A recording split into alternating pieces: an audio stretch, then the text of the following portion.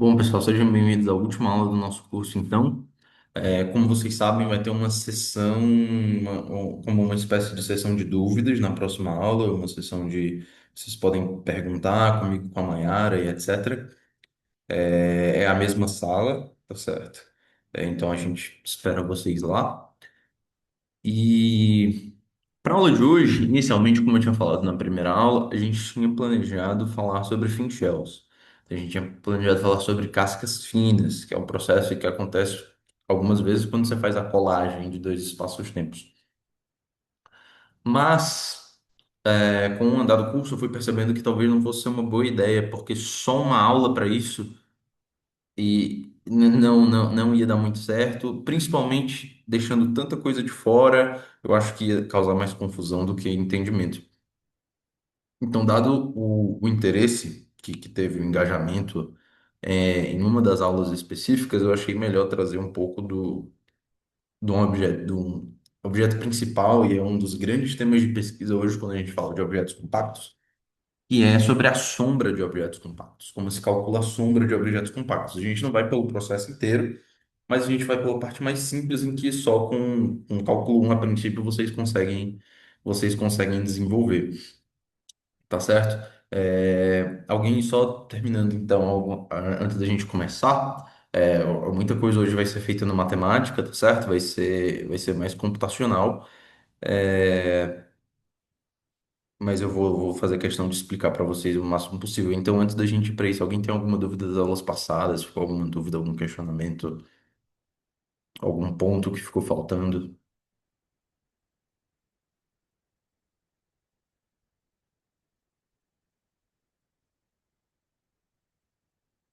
Eu vou prosseguir então. Me interrompam qualquer coisa, ok?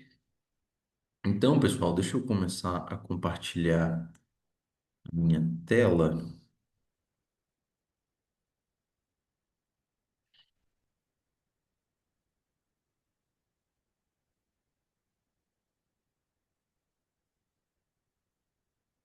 Ok.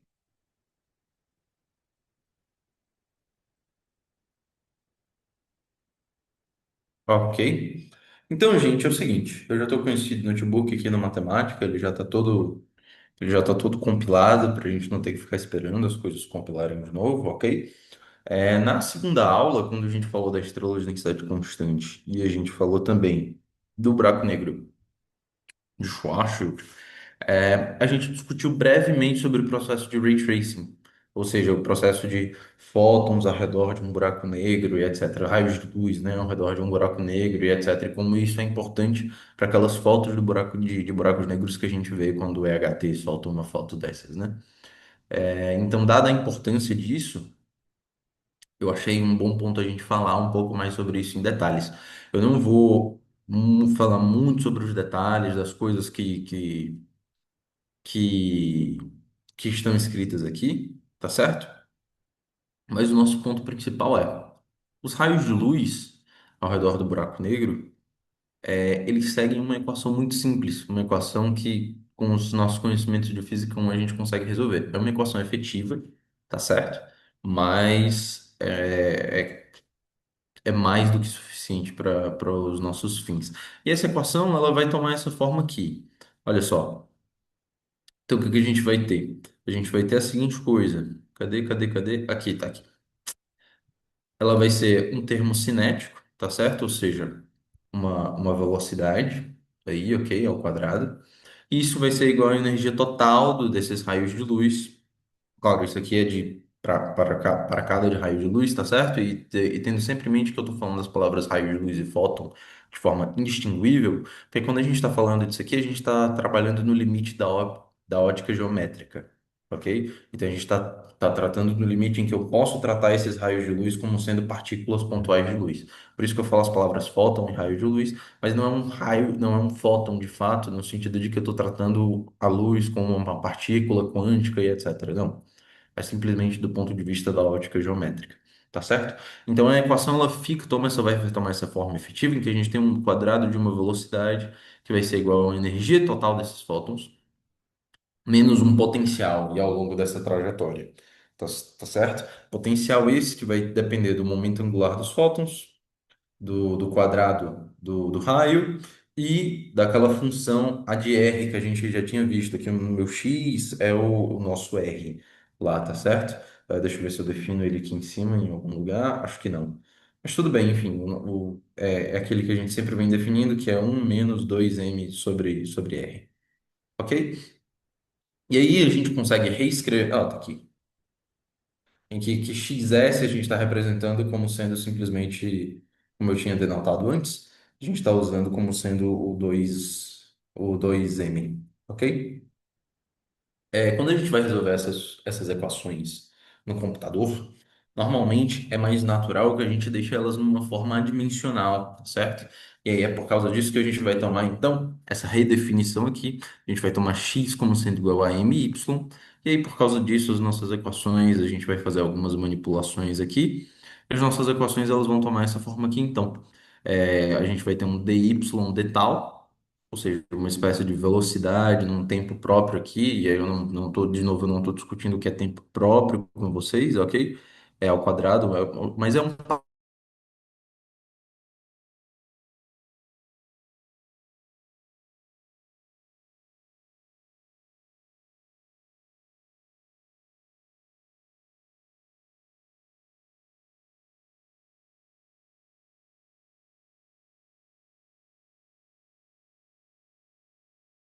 função A aqui, mas na nossa nova variável y, e a gente tem esse fator aqui interessante, que é o parâmetro de impacto, esse b ao quadrado. O que é o parâmetro de impacto? O parâmetro de impacto ele vai ser muito relevante, porque o parâmetro de impacto ele nada mais é do que o raio. Imagina que o nosso detector, ou seja, o detector em que a luz, em que a gente detecta esses raios de luz, ele é circular, ele é como uma placa circular.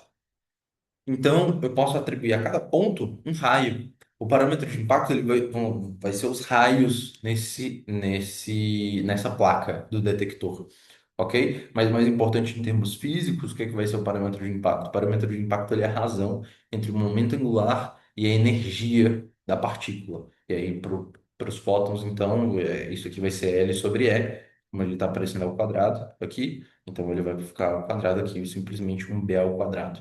Ok? E aí isso é importante porque então a gente pode, em vez de, para cada trajetória, a gente ficar colocando valores de momento angular e de energia, a gente pode colocar isso num parâmetro só, que é o parâmetro de impacto. Então, para cada B, eu vou ter um L e vou ter um E. Ou seja, para cada valor de parâmetro de impacto, a gente vai ter um valor de momento angular e um valor de energia associados. Ok? Então a gente pode simplesmente isolar isso aqui, tá certo? E essa vai ser a nossa equação diferencial de interesse aqui. Tá legal? Então a gente está dizendo como é que a trajetória desses raios de luz evolui no tempo radialmente. Porque lembra que esse y representa a nossa coordenada radial, tá certo? Mas antes da gente analisar isso aí de fato, vamos olhar para o potencial, que é potencial efetivo, claro. Quando eu estou querendo dizer que é efetivo, é que percebe que a nossa equação aqui é como a gente tem lá em física um de uma partícula em uma partícula com uma energia total e a trajetória dessa partícula está presa por um potencial, por exemplo, ela está submetida a um potencial unidimensional. Então, é efetivo no sentido de que não é uma partícula em um potencial unidimensional de fato, é um raio de luz ao redor de um buraco negro. Mas o problema consegue ser reduzido a uma equação tal qual a de uma partícula em um potencial unidimensional. Ok? E aí é desse ponto de vista que a gente fala que isso é uma equação efetiva, então. E a gente vai olhar para o potencial, então, que rege essa trajetória, esse nosso V de Y que a gente está colocando aqui, para a gente ter um pouco mais de intuição sobre o nosso problema. Então, quando a gente plota esse potencial, olha só, a gente consegue ver que existe um máximo aí, e que esse máximo, a gente consegue ver que ele está antes de 4 e ele está depois de 2 com certeza, porque 2 seria mais ou menos aqui, talvez, algo desse tipo. É, ou seria mais ou menos aqui, enfim. O nosso grande ponto é, existe um pico nesse potencial, existe um máximo desse potencial. E a gente tinha discutido lá na aula passada, se vocês lembram, que a gente tem um ponto para as trajetórias dos fótons muito importante, que é o anel de fótons. É a fotosfera. Nesse anel de fótons, os fótons formam órbitas circulares. Órbitas circulares essas que são instáveis. Isso é representado justamente aqui, porque a gente tem o máximo, a gente tem um potencial que tem um máximo, e esse máximo, a gente sabe que máximos do cálculo 1 representam pontos de instabilidade, e os mínimos representam pontos de estabilidade. Então a gente consegue ver que esse vai ser exatamente, ó, aqui a coordenada x está exatamente em 3. Então, isso vai representar justamente o ponto, o raio dessa trajetória circular dos fótons, tá certo? Então, como a gente consegue ver, ó, resolvendo aqui, então, o que que o nosso código aqui ele está falando? Ele está dizendo, resolve essa equação que eu vou colocar aqui dentro, que a gente está tirando a derivada do nosso potencial e igualando a zero. E descobre em que ponto ela dá igual a zero, ou seja, a gente está achando qual é o máximo dessa função. E aí ele dá exatamente como output, que é em R igual a 3. Em R igual a 3m, né? Porque aí o nosso R é m vezes y, né? Então, se o y é 3 significa que o R é 3m, né? Dessa forma que a gente está escrevendo, né? E aí a gente consegue ver, então, que se a gente pega o nosso potencial com o parâmetro de impacto, multiplicando ele, e a gente substitui aqui o y e o a3, a gente vai chegar nessa expressão aqui, b ao quadrado dividido por 27. Mas nota uma coisa interessante. Se a gente faz um plot aqui de novo desse potencial, e a gente consegue, enfim, agora só colocando dessa forma que a gente consegue ver a linha mais exatamente, a gente consegue ver que relacionado a esse ponto, onde os fótons têm essa trajetória circular, que é o y igual a 3, o que que a gente vai ter também? A gente vai ter um a gente vai ter um parâmetro de impacto associado a esse raio, associado a essa órbita. Que parâmetro de impacto é esse? Esse parâmetro de impacto, ele é a raiz de 27. Ou seja, ele é 3 raízes de 3. 3 raízes de 3? Enfim, é a raiz de 27. Ok? E a raiz de 27 numericamente, então, é esse valor aqui. A gente consegue ver que é 5,19615. Ok? Então, por que que isso é importante? Porque isso vai permitir a gente classificar as trajetórias ao redor do buraco negro. E aqui eu estou falando buraco negro, por mais que o tema do curso seja de fato estrelas e objetos compactos, não necessariamente só buracos negros, porque esse processo é o mesmo. Todo esse processo que a gente vai ver hoje é o mesmo para qualquer objeto compacto que você vai fazer. A única diferença é que, quando vocês vão ver mais abaixo, quando a gente começar a tratar numericamente de fato as trajetórias, para o buraco negro, a gente para no horizonte de eventos. Mas para estrelas, você vai para a região interna da estrela também. Você continua a integração na região interna da estrela. Ok? Essa vai ser a grande diferença principal. Por quê? Porque por o buraco negro tem um horizonte de eventos. A partir do momento que você cruza o horizonte de eventos, você não tem informação mais do que acontece, nada escapa dali, né? Diferente de uma estrela, as coisas entram e elas podem escapar eventualmente. Ok, e aí voltando para cá, por que que a gente separa esse valor do parâmetro de impacto em particular?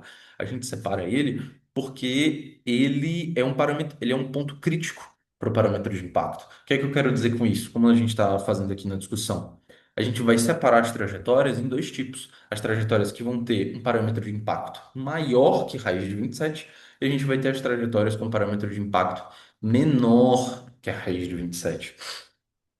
Ok? O que que a gente vai ter? Para as trajetórias que têm parâmetro de impacto menor que a raiz de 27, elas vão simplesmente cair dentro do buraco negro. Mas aquelas trajetórias que têm parâmetro de impacto maior que raiz de 27, elas podem ser defletidas ou elas podem formar aquela imagem lente que a gente tinha discutido e a gente vai ver em mais detalhes aqui também. Ok? Então, essa é a nossa grande diferença. Por que que isso dá mais intuição numérica para a gente? Porque a gente vai variar o B sempre entre o B crítico mais alguma coisa ou o B crítico menos alguma coisa. Isso vai perceber, vai fazer com que a gente possa ver diferentes trajetórias para esses fótons. Ok? E aí a gente vai partir de fato agora para a nossa integração numérica dessa função. Alguém tem alguma dúvida, algum comentário? Deixa eu olhar aqui o chat, eu consigo ver por aqui, consigo. Eu repito, podem me interromper, abrir o microfone, etc.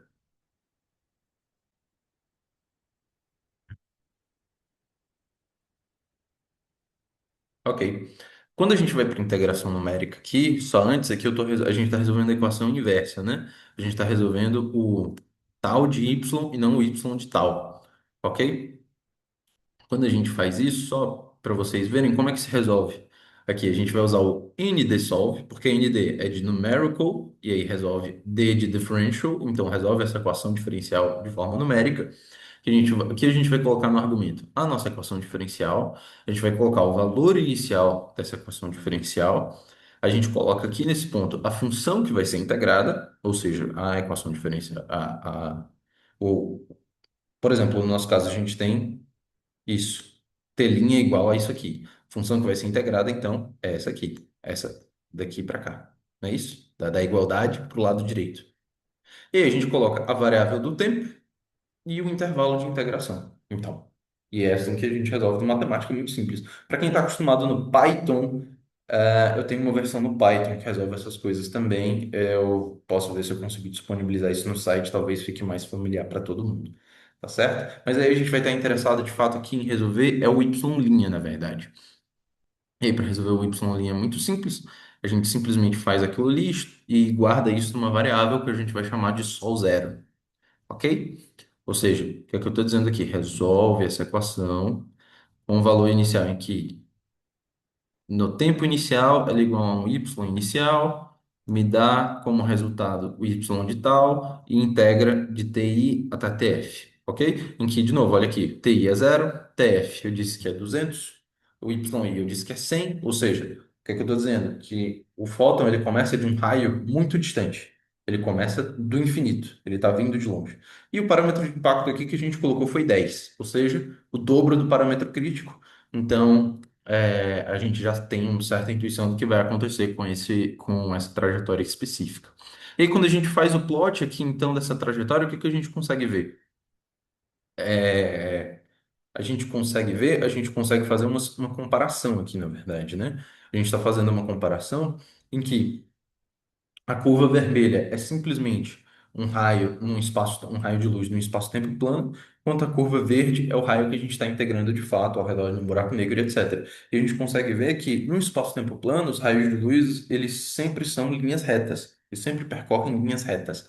Enquanto aqui eles vão poder se curvar, eles vão poder ter trajetórias curvas, né? Eles vão poder mudar de trajetória falando de forma mais explícita. E, aí, e a gente consegue ver então que eles concordam, ou seja, como lembra, como o fóton começa lá do infinito, em R igual a 100, lá no infinito o espaço-tempo é plano. Então eles vêm em linha reta, linha reta, linha reta, e conforme o raio vai diminuindo e o tempo vai passando, a trajetória começa a se curvar.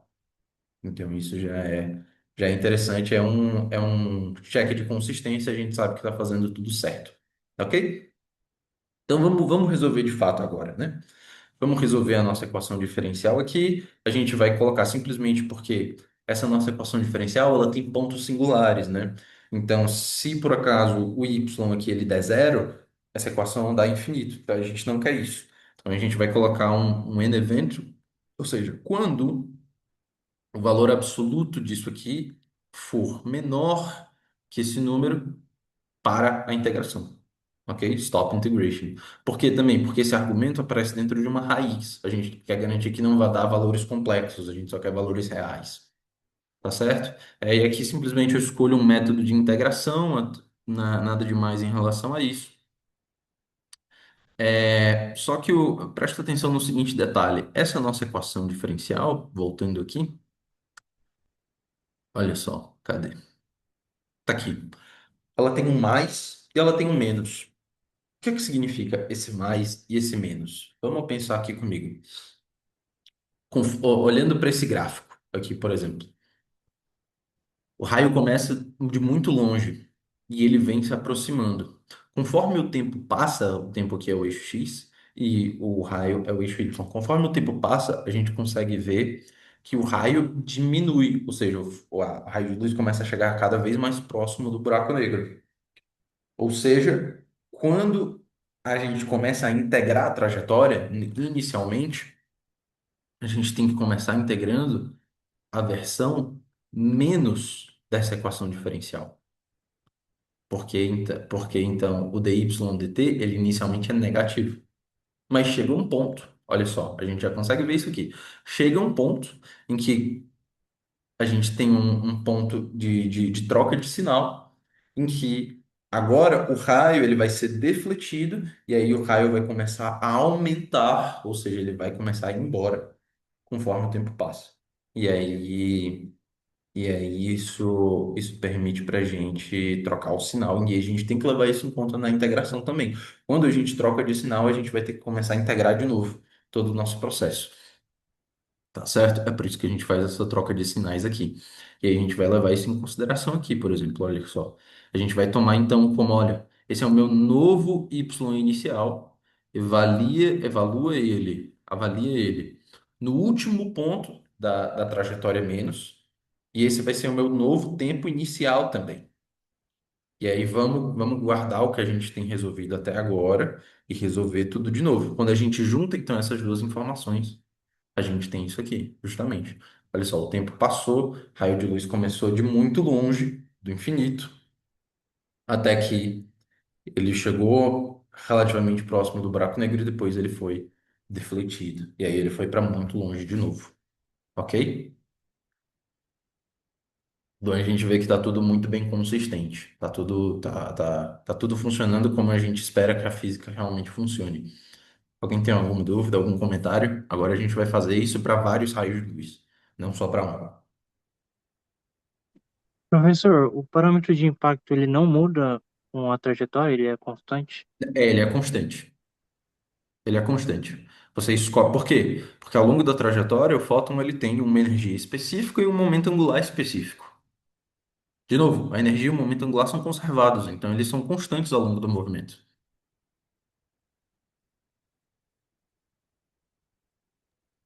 Então ele depende somente de como esse raio de luz foi gerado, né? O que vai determinar aqui a sua trajetória, então, é um parâmetro de impacto e as suas condições iniciais. Essas são as duas coisas que vão determinar a sua trajetória, basicamente.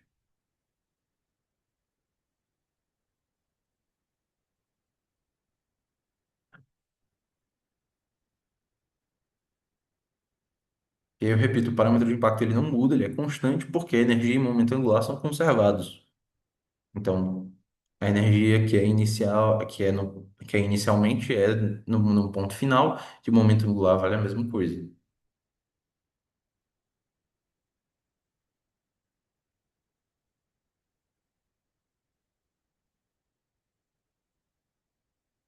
Bom, se vocês tiverem mais algum questionamento, podem me interromper. Eu espero que tenha respondido a pergunta. Respondeu sim, obrigado, professor. Perfeito. Então a gente vai iterar esse processo agora, ou seja, a gente vai fazer para vários raios de luz diferentes. É a mesma coisa, a gente simplesmente vai fazer aqui para 10 raios de luz, tá certo? E aí, de novo, olha só, a gente vai fazer para vários raios de luz. Como é que eu faço isso? Fazendo para vários parâmetros de impacto. Então eu vou dizer que a gente vai fazer para em torno do parâmetro de impacto crítico, a gente vai fazer com uma fração acima e vai fazer uma fração abaixo. E aí a gente vai dividir esse intervalo de parâmetros de impacto em 10 parâmetros de impacto, sendo esse aqui o menor e esse aqui o maior. E a gente vai ver como essas trajetórias se comportam. E aí vai ser o mesmo processo que a gente tinha feito antes, e aí a gente consegue ver isso aqui. Olha só. A gente já consegue ver trajetórias aí já um pouco diferentes. Se a gente der um zoom nesse gráfico, a gente consegue ver que está acontecendo alguma coisa nessa parte aqui de baixo, que a gente não sabe o que é. Olha só o que está acontecendo. Ou seja, olha o que a gente está conseguindo ver aqui. Vários raios de luz, eles vêm do infinito.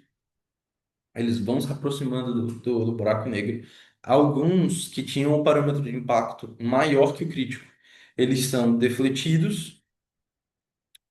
Alguns Alguns fótons, eles seguem numa trajetória que tem um raio mais ou menos constante, como a gente pode ver aqui, e outros caem dentro do buraco negro, olha só. Eles vão em direção a R igual a zero, que são provavelmente aqueles que tinham um valor menor que o parâmetro crítico, tá certo? Então, isso é uma forma legal da gente visualizar as coisas e todo esse movimento que acontece dos raios de luz em torno de um buraco negro, em torno de um objeto compacto, né? Mas que a gente pode deixar as coisas mais interessantes. Como eu falei para vocês na aula, algo que a gente vai estar interessado normalmente, como a trajetória angular acontece. A gente vai olhando simplesmente como o raio muda com o tempo, né? A gente normalmente vai estar mais interessado como o ângulo muda com o raio. E aí aqui vai ser a mesma coisa, a gente vai derivar uma equação, a equação de movimento então é essa daqui, o dφ dy, certo? E vai ser igual a mais ou menos, e aí vale a mesma coisa, a gente começa integrando em menos, e depois muda o sinal e começa a integrar no mais, tá certo? E aí, olha só qual vai ser a diferença agora do que a gente vai poder ver. A gente tem que dar as nossas condições iniciais, então, nossa condição, nosso ângulo inicial é zero, o raio começa do infinito, e o ponto final dele vai ser na origem, praticamente. Então, ele vai estar depois do horizonte de eventos. Vamos dividir esse intervalo em vários, novamente, e vamos ver como isso fica. Vamos dividir em vinte trajetórias diferentes. Vamos ver o que acontece. E aí, aqui vai de novo, é a mesma coisa, não vai mudar nada. E olha só, olha que legal. Então, os raios de luz, eles vêm daqui, eles vêm da direita, ok? E aí, eles dão toda uma volta. Você vê que vários deles caem dentro do buraco negro sem escapatória, mas você vê que tem uma parcela aqui de alguns que eles giram em torno do buraco negro e escapam para o outro lado. E aí isso é onde começa a ficar interessante. Então vira um jogo agora da gente ficar variando valores do parâmetro de impacto e ver tipos de trajetória que a gente vai conseguir. Vamos fazer para outro tipo de trajetória. Vamos fazer agora para essas aqui e vamos fazer para 40 raios de luz diferentes. Ok? Então, esse não vai ser o nosso mínimo, esse vai ser o nosso máximo desse intervalo. E a gente vai dividir em 40 valores de B diferentes. Ok? E aí, para esses 40 valores de B diferentes aí, a gente vai ter isso aqui. Porque percebe, por que que isso aconteceu dessa vez? Porque todos são maiores do que o valor crítico. Então, todos eles têm que ser, pelo menos, defletidos. Pelo menos eles têm que ser defletidos. E é o que acontece. Todos eles vêm da direita aqui do infinito, de muito longe, e eles são defletidos de formas diferentes aqui. Ok? E aí a coisa vai ficando cada vez mais interessante. Porque a gente pode dividir o intervalo agora de uma outra maneira, como essa, por exemplo. Vamos fazer para 40 de novo. É o mesmo processo, mais uma vez. Só que olha só que legal agora. Para esses valores, começa a acontecer o que a gente falou, que é o efeito lente. Então, você tem eles vindo aqui do infinito, eles dão uma volta, e aí se a gente supor, claro, que poderia ter um disco de acreção aqui, esses fótons, eles batem no disco de acreção aqui no Equador, dão uma volta, eles batem aqui de novo, eles batem aqui de novo, e por causa disso eles vão trazer a imagem de novo, o disco de acreção está aqui, o buraco negro está aqui, né? Então, eles vão trazer a imagem do que está atrás, a parte do disco de acreção que está atrás e a gente não consegue ver. Que aí ele vem para cima e fica aquela imagem aqui dessa forma, tá certo? E aí aqui é onde começa a ficar interessante, a gente começa a ter que contar quantas voltas eles dão ao redor, ao redor do buraco negro, tá certo? Vamos fazer para valores diferentes de novo. Aqui, nada demais. E aí a gente já consegue ver aqui. Eles vêm do infinito. Dessa vez dão várias e várias e várias voltas e escapam. Vários escapam. Aí dessa vez. Então a gente consegue ver aqui que teve um efeito lente muito mais significativo, porque muitos acabaram girando e escapando e etc. Ok? Algum comentário?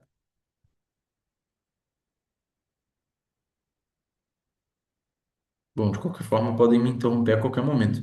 Mas todo o ponto aqui é basicamente isso. Uma vez que você pelo menos derivou aquela equação que é muito simples, você entendeu como é o processo de resolver aqui numericamente, o que não é muito difícil também. A gente sempre vai ser uma questão de ir chutando valores em torno do parâmetro crítico sempre. E aí você consegue ver como diferentes trajetórias se comportam, tá certo? Vamos ver agora essas muito perto do valor crítico. Olha só, a gente está indo para o valor crítico menos 1/10.000 do valor crítico. Então, esse número está muito perto do valor crítico. E o mesmo vale para essa. Tá? Um menos 99% do valor crítico. 99% vezes o valor crítico, na verdade, né? Ou seja, a gente espera que tenha várias voltas ao redor do anel de fótons e que algumas dessas voltas em torno do anel de fótons caiam no buraco negro porque está bem abaixo do valor crítico, né? E aqui a gente consegue ver isso. Olha só. Eles vêm do infinito, vários, e eles vão direto ao centro. Ok? Eles são absorvidos, né? E aí, sobre esses que são absorvidos, a gente de fato não tem informação dos nossos detectores. Tudo que a gente consegue ver é a ausência deles, mas a gente não tem informação direta sobre eles, pelo menos. Então, o interessante é que agora que a gente pode juntar tudo isso numa imagem só. A gente pode juntar todos esses numa imagem só. Quando a gente junta todos esses numa imagem só, então a gente tem essa imagem bem bonita aqui, em que a gente consegue ver todas essas trajetórias ao redor de um buraco negro, tá certo? Então, olha só que interessante. A gente consegue ver todas as trajetórias como diferentes trajetórias dessas se comportam. E a gente consegue, e o mais importante, a gente está vendo que nenhuma de fato escapa. Nenhuma de fato escapa, ok? Nenhuma trajetória aqui de fato está escapando. A gente consegue ver que essa bola preta aqui, o raio dela é exatamente o horizonte de eventos, é 2M, tá certo? Então a gente vê que todos que atravessam 2M, que tocam 2M, eles caem direto em direção à origem. Ok? E aí, esse é o ponto fundamental do Ray Tracing, então. E isso vai valer, de novo, eu repito, isso vai valer para todo tipo de objeto compacto. Se você quiser fazer isso por um buraco de minhoca, você consegue. Se você quiser fazer isso por uma estrela, você consegue, com a diferença de que, para esses objetos que não têm horizonte, a nossa integração, a gente não pararia simplesmente aqui em R igual a 2M, né? A gente conseguiria ver essa região interior aqui. Então, os fótons, eles conseguiriam entrar aí eles poderiam girar aí dentro, ficar fazendo algum movimento esquisito aí, ou ficar presos aí dentro para sempre, ou escapar, né? Essa vai ser a principal diferença de um objeto com horizonte para um objeto sem horizonte, do ponto de vista do ray tracing, tá certo? Eu achei que fosse ser mais relevante a gente apresentar essa técnica aqui para vocês, porque não é uma técnica complicada, não tem nada demais, é só uma equação diferencial de primeira ordem mesmo, não é de segunda ordem, e que vai ter. Isso aqui é a base da física moderna, da astrofísica moderna de objetos compactos, do ponto de vista de sombras de objetos compactos, né? Ou seja, de visualização de fotos desses objetos compactos. Isso não é suficiente para você gerar aquelas fotos, né? Para você fazer a simulação daquelas fotos, a gente precisaria ainda de informação do disco de acreção. A gente precisaria adicionar um disco de acreção na nossa descrição, ver como acontece quando esse fóton realmente bate no disco de acreção e etc. E a gente poderia ver uma foto daquelas, tá certo? Alguma dúvida, alguma pergunta?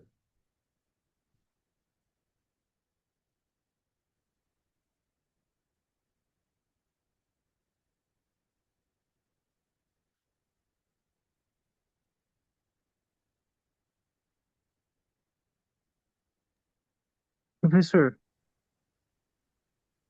você citou agora há pouco, e acho que em outros momentos do curso também, você citou buraco de minhoca. Uhum. Ele é um objeto compacto também e É um objeto compacto também. É um objeto compacto também.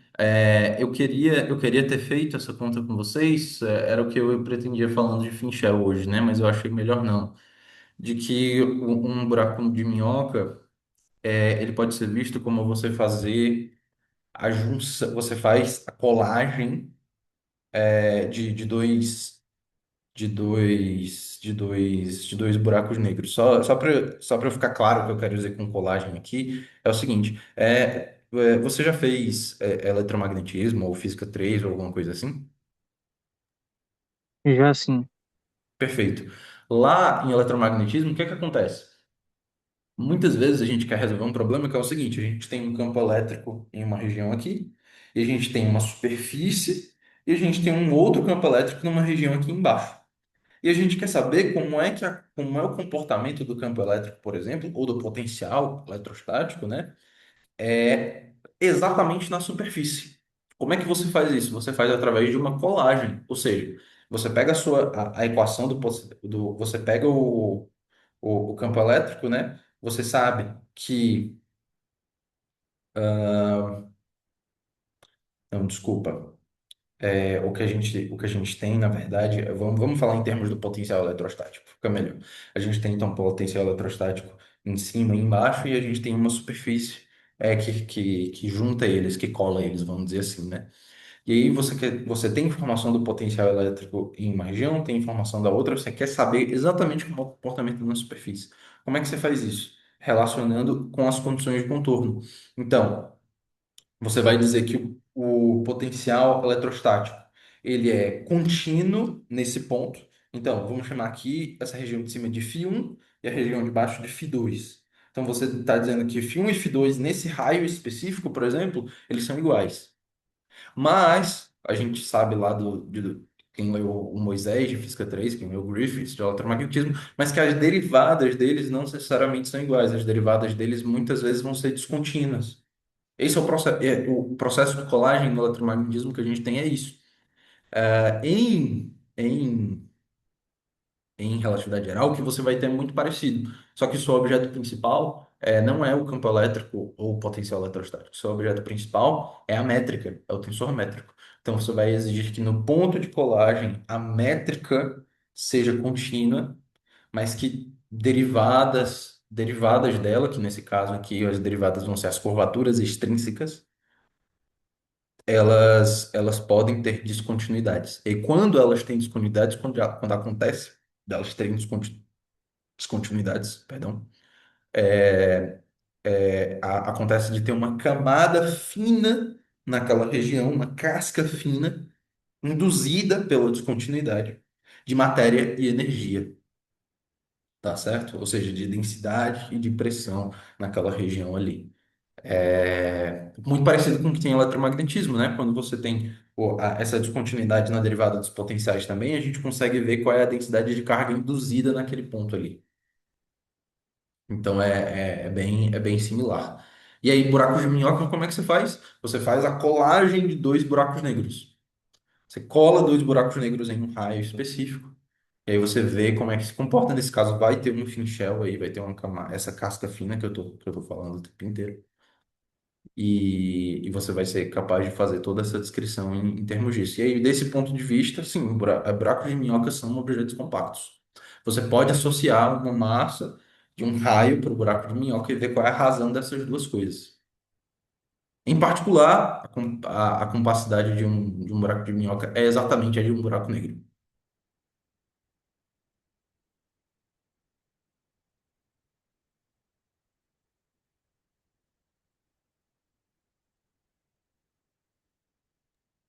Entendi, professor, muito interessante. Seria interessante também se, de alguma forma, não sei se você já tinha pronto o material nessa quarta aula, se você pudesse disponibilizar aí. Por mais que eu não tenha falado, vai estar nas notas do site.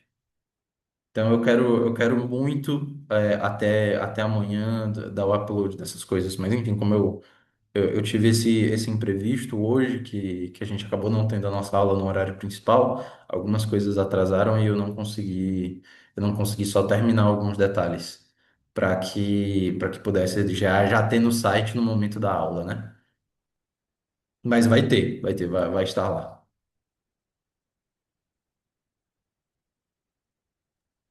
Entendi, muito obrigado.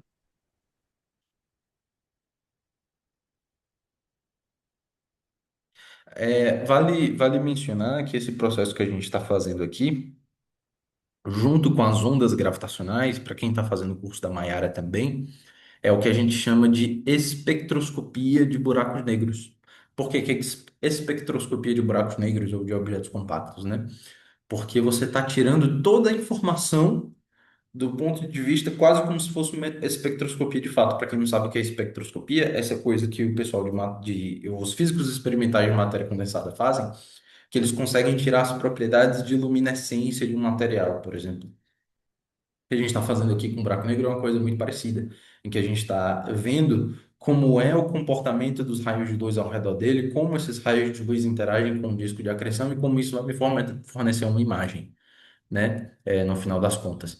Então, e aí, se eu tenho essa informação, que é a informação da sombra, e eu tenho os sinais das ondas gravitacionais, então eu tenho toda a descrição do buraco negro de um ponto de vista observacional que eu precisaria, né? Do ponto de vista astrofísico, essas são as informações relevantes. E aí, toda a parte de ondas gravitacionais, se vocês não aprenderam no curso da Mayara, vocês podem ver no canal do YouTube, que as aulas dela estão gravadas e registradas lá também, né? Para quem não está matriculado no curso dela.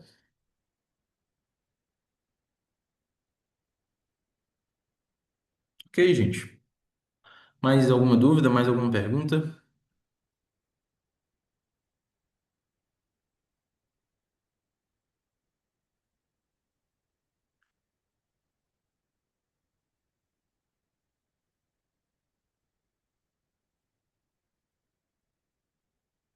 Tô vendo que o Mário abriu o microfone, mas não tá saindo som. Então, não sei se o Mário queria falar alguma coisa, mas não tá saindo.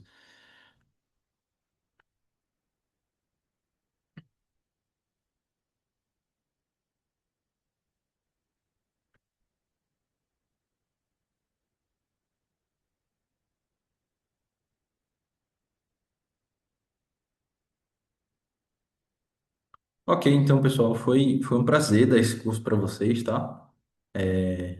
Muito obrigado pela participação de vocês, muito obrigado pelas interações.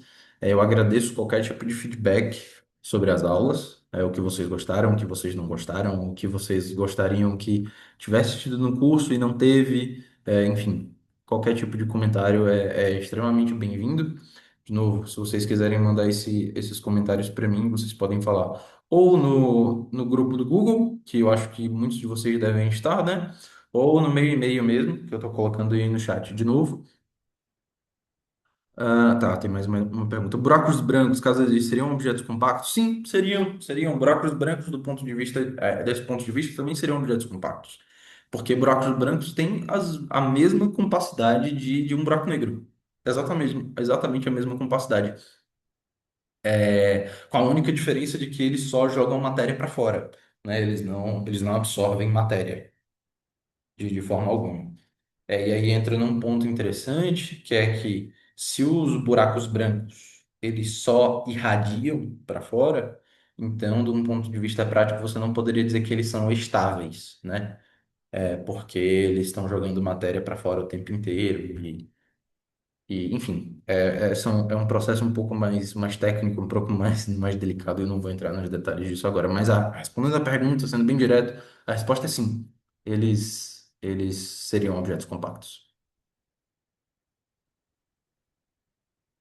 Em princípio, você poderia fazer a sombra de um buraco branco.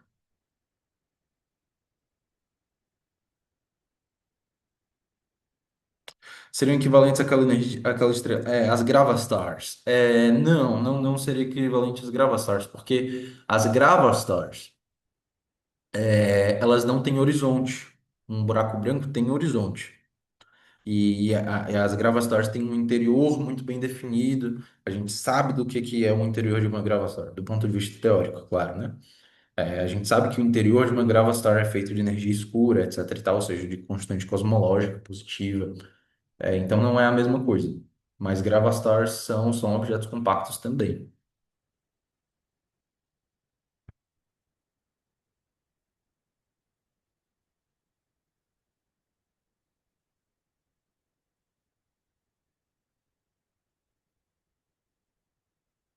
Eu vou parar a gravação então.